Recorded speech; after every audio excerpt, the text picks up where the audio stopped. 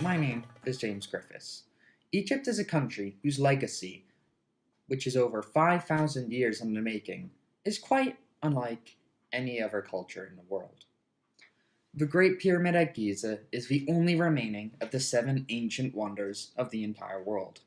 Having visited myself, I can attest to the fact that it is both much taller and larger than Big Ben and the Statue of Liberty.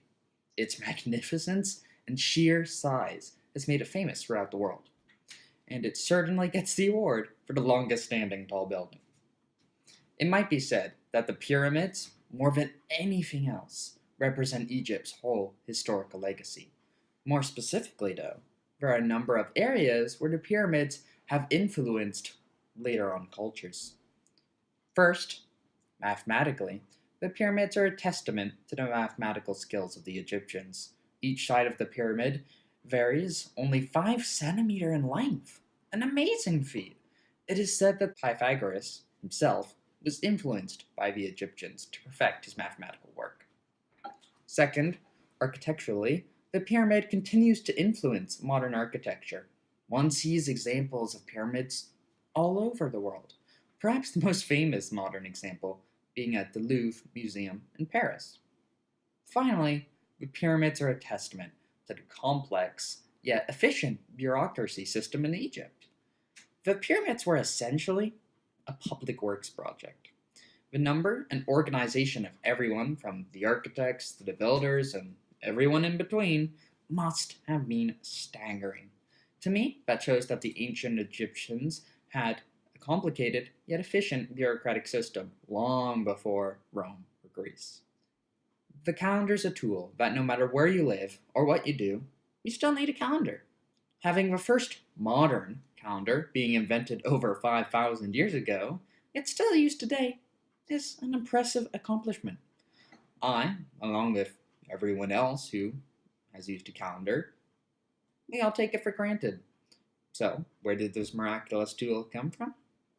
Believe it or not, the first solar calendar with 12 months was created by the Egyptians. The calendar we use today is not that different from the ones the Egyptians used. The Egyptians divided their year into 3 seasons: the flood of the Nile, the planting, and harvest time. They also simplified things by making every month 30 days long. That means their year would have 360 days.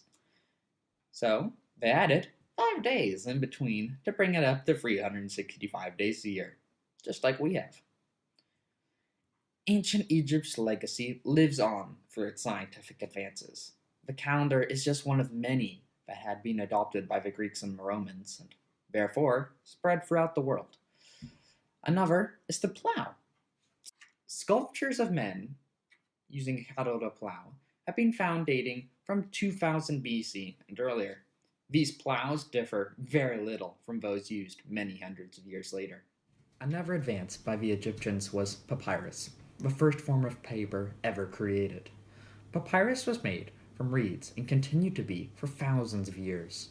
The first form of phonetic alphabet was also formed in Egypt, which indirectly influenced the creation of the Latin alphabet, which we use today. Egyptian art and hieroglyphs, which have both been found on papyrus and on the walls of ancient buildings, are also part of Egypt's great legacy. The modern fascination in Egyptology has largely grown out of the fact that we have so much visual evidence of Egypt's extraordinary culture. From daily life to religious worshipping and images of the gods, we are able to learn so much about ancient Egypt through their written legacy. In fact, we know more about ancient Egyptian society than most other ancient cultures, and thus, the legacy of ancient Egypt lives on today.